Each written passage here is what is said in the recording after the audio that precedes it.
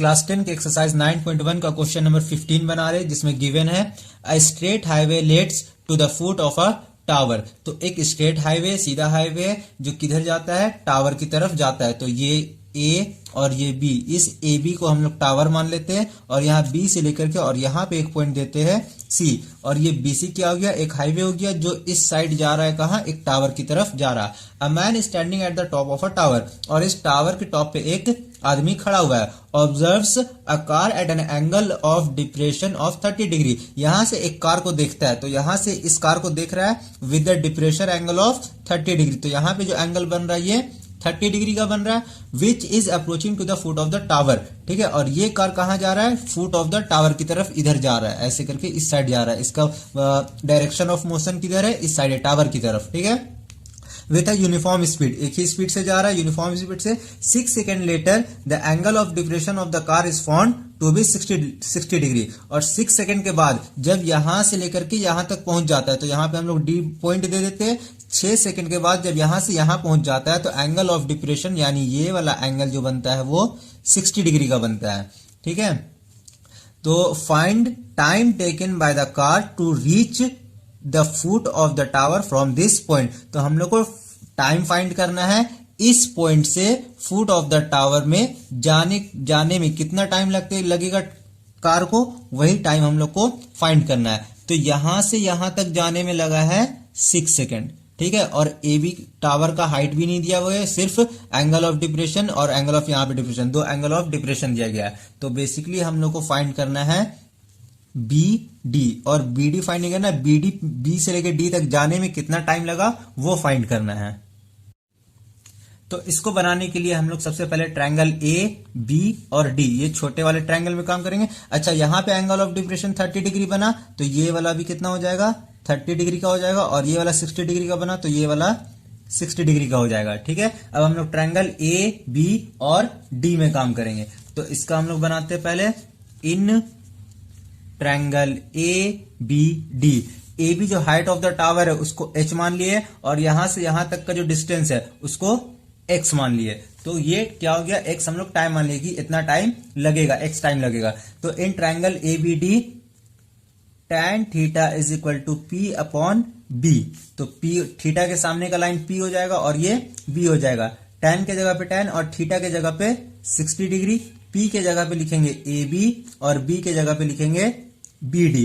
tan 60 का value होता है √3, तो यहाँ पे √3 लिख दिए, और ab के जगह पे h है तो यहाँ पे h लिखेंगे, और bd के जगह पे x है तो यहाँ पे x लिखेंगे। अब ये वाला x √3 के साथ इधर आके मल्टीप्लाई हो जाएगा, और ये वाला h, तो h यहाँ पे आ जाएगा और ये हो जाएगा √3x। तो यहाँ पे height of the tower h जो आया है वो √3x आया है।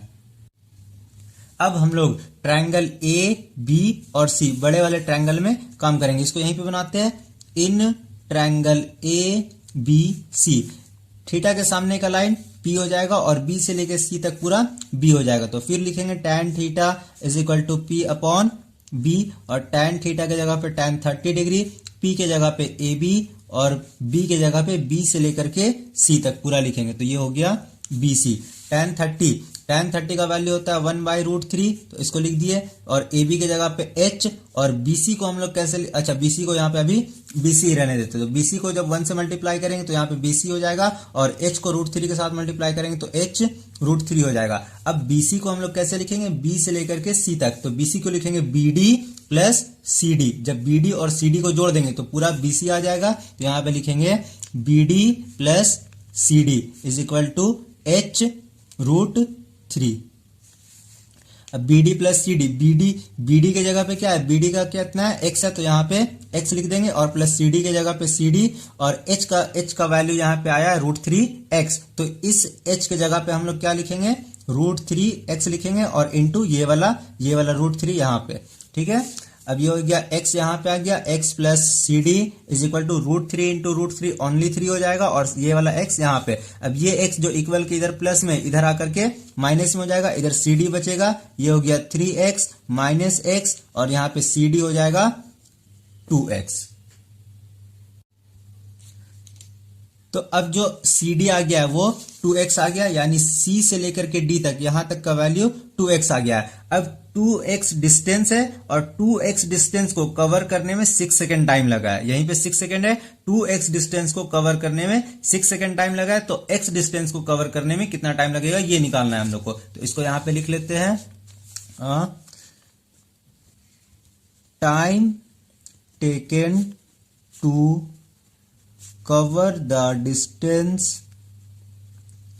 of 2x is equal to 6 second. 2x distance को कवर करने में 6 सेकेंड टाइम लगा है, तो यहां पे हो जाएगा time taken to cover the distance of x। तो ये वाला 2 6 के नीचे आ जाएगा, ये इधर ये वाला 6 यहां पे आ गया और ये वाला 2 यहां पे आ गया, तो 2 1 2 2 3 6, तो x कितना आ गया 3 सेकेंड। तो बेसिकली डी से लेके बी तक जाने में कार को कितना टाइम लगेगा 3 सेकेंड लगेगा। ये हम लोग का फाइनल आंसर हो गया।